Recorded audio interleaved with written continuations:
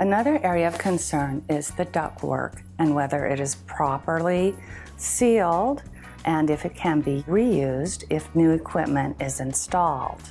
This depends upon the nature of the ductwork. In some cases, pieces of it may need to be replaced to connect to the new equipment. It is very common for a new elbow or plenum to be supplied with the installation of the equipment. The other thing that we will look at is if there's any obvious leaks in the ductwork.